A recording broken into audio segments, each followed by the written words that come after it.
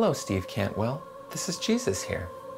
Look, I know you've been ringing around to see who has been leaking information at QR.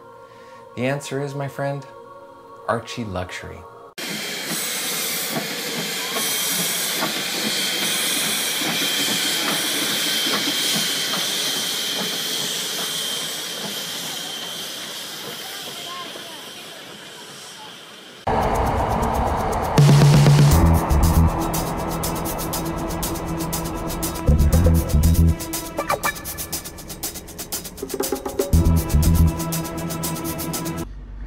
Hello, ArchieLuxury. About time I make another QR video here. So this is for Jackie Trad. Jackie Trad was right. QR has a bad culture. Did you ever wonder why? Did the public ever wonder why? Did the public ever wonder why they are at the centre of all the Queensland rail debacles? Why the public are screwed over every time, why there are not enough drivers, why the executives get off the scale salaries and round the world junkets. Well, I'm going to tell you all about it. In simple terms, you have an executive that are so inwardly focused, only ever interested in themselves and what's in it for them. Focused on themselves, only interested in what they can do for themselves, and when the public gets sick and tired of the unreliable rail service, broken down trains, do the pollies take a good hard look at the problem? Why are the public getting so upset?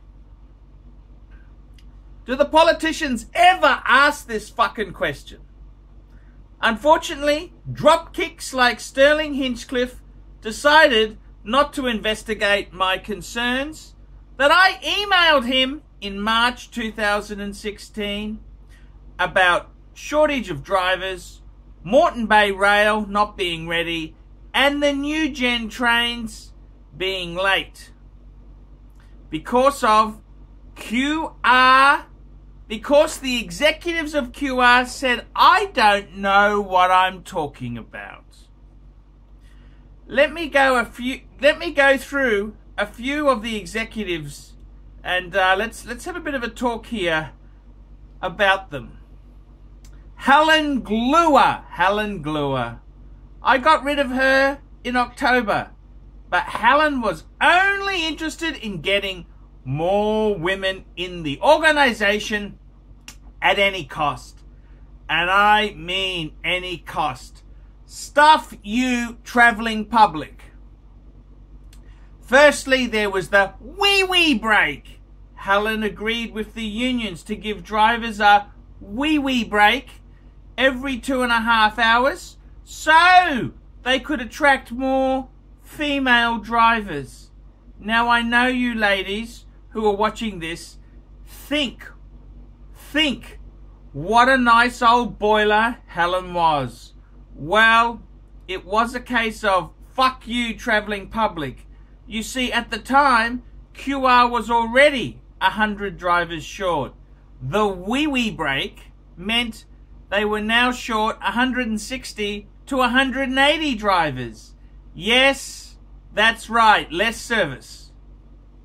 Helen's policy: employ women at all costs, and fuck you travelling public, and taxpayer, you can miss your train.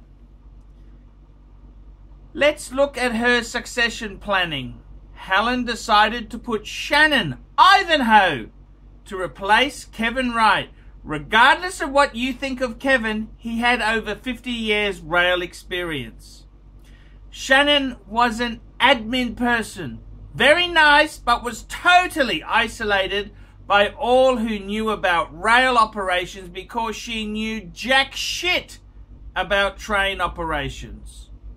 But good old Helen's goal of getting women in the organisation was in play.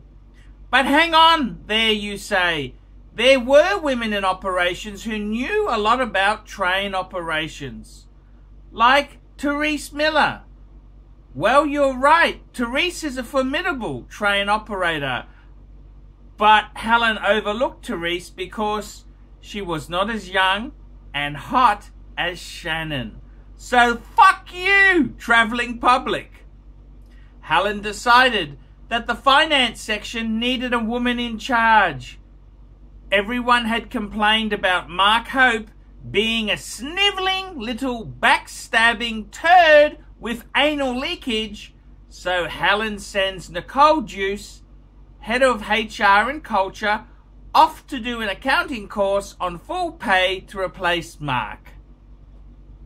Mark finds out and gets the toss of the organisation. Helen then gets the toss out, and the chief circle jerker, Jim Beanstead, takes over finance.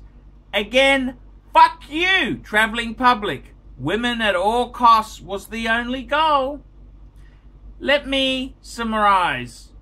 You have a CEO who only wants women in any role, zero interest in the travelling public. You have a head of HR and culture on full pay to learn accounting that went nowhere. Now Ms. Juice had nailed the previous CEO, Gorilla Glenn Dorr, by complaining direct to the board about his behaviour. So she is well regarded in the executive backstabbing arena.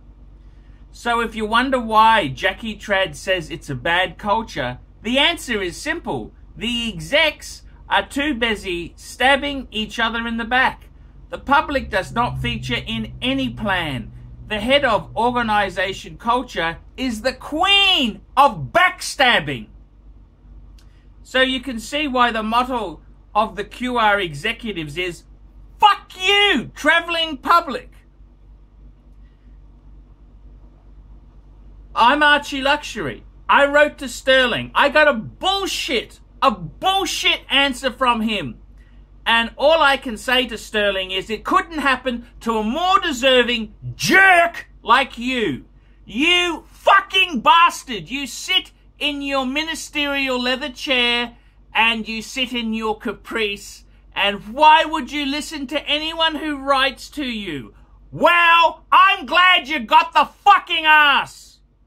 And I tell you what, Labour is so on the stink here, Jackie and Anastasia probably won't be there for much longer. Not that the other side is terribly that great, but what do you fucking expect me to do? I'm trying to bring about change. I care about the travelling public. I am one of the travelling public who uses the fucking train. So you circle jerker politicians out there, take note. This is why One Nation has stormed popularity, because you fuckers are so far removed. I'll be leaking more stuff. Don't you worry about that. As Joe said, don't you worry about that. I'll be leaking stuff during election time. You can bet your bottom dollar.